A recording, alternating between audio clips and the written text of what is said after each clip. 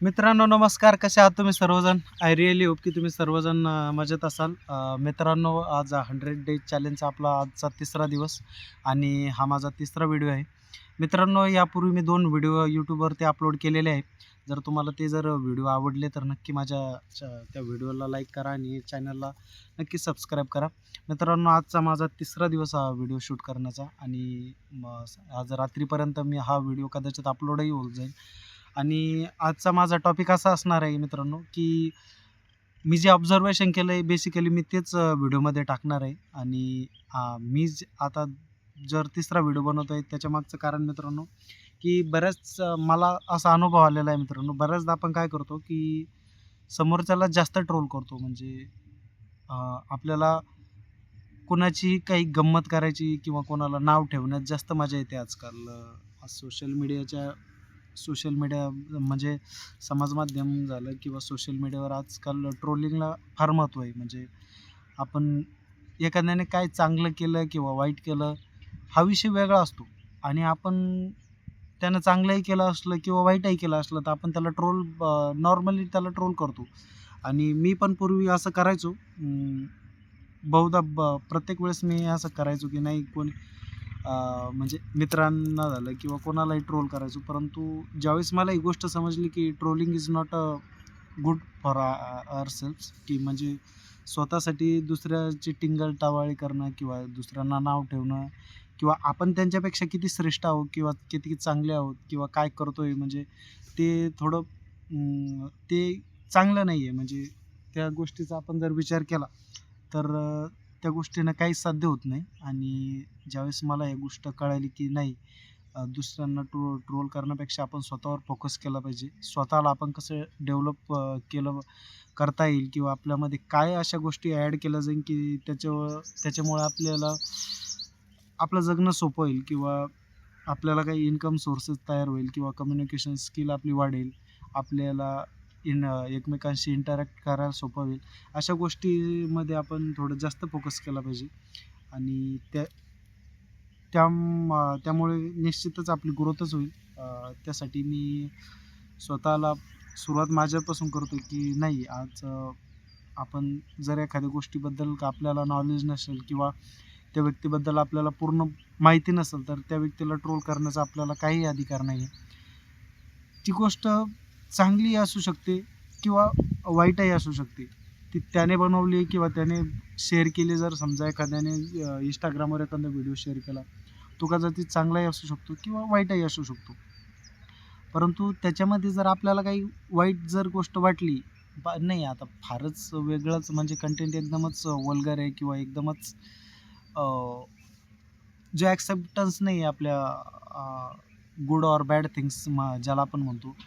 जो पूर्णपणे बॅडच आहे त्याला आपण नाव ठेवणं योग्य आहे. परंतु एखादी जर व्यक्ती त्याचे विचार मांडत असते YouTubeवरती किंवा कशावरतीही जर त्याचे विचार मांडत असतील किंवा आपल्याला एखाद्या वाचनात आलं असेल की नाही, त्याचा तो पॉइंट ऑफ व्ह्यू असू शकतो की त्या गोष्टीबद्दल बघण्याचा दृष्टिकोन त्याचा तसा असू शकतो. त्यामुळं त्याने तसं लिहिलं असेल किंवा तसं तो बोलला असेल. आपलं काम फक्त एकच आहे की त्या गोष्टीमध्ये आपल्याला खरंच जर ती गोष्ट आवडली तर त्या गोष्टीबद्दल आपण ॲक्सेप्टन्स केलं पाहिजे किंवा त्या गोष्टीला आपण वाव दिला पाहिजे त्या गोष्टीने. परंतु जर ती गोष्ट आपल्याला आवडली नाही, एखादी गोष्ट सपोज एखाद्याने भलतेच त्याचे विचार मांडले आणि ती जर आपल्याला नाही आवडली, तो विषय तिथेच सोडून द्यायला हवा. बऱ्याच वेळेस आपण काय होतो की त्यांना ट्रोल करण्यात जास्त वेळ घालवतो. माझ्या समोरात एक लाईव्ह एक्झाम्पल देतो तुम्हाला. मध्यंतरी आता सौरभ द्विवेदी का असंच काहीतरी नाव आहे बहुतेक ते ज्येष्ठ पत्रकाराचं. म्हणजे वन ऑफ द फेमस पत्रकार आपण ज्याला म्हणतो. त्यांचं स्वतःचं यूट्यूबवर म्हणा किंवा त्यांचं स्वतःचं एक प्लॅटफॉर्म आहे, मीडिया प्लॅटफॉर्म, न्यूज चॅनल आहे त्यांचं. आणि त्यांचा मराठी अभिनेत्री आहे. आता त्यांचं फारसं काही काम मला माहीत नाही की ते ॲक्च्युली काय करतात.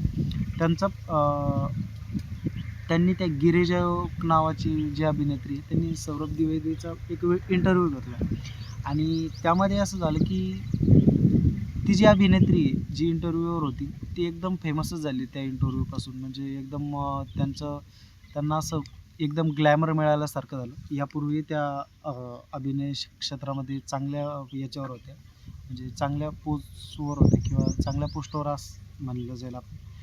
आणि त्या नाटक करायच्या. काही बहुतेक मला असं वाटतं त्यांच्या काही मूव्हीज पण आहे.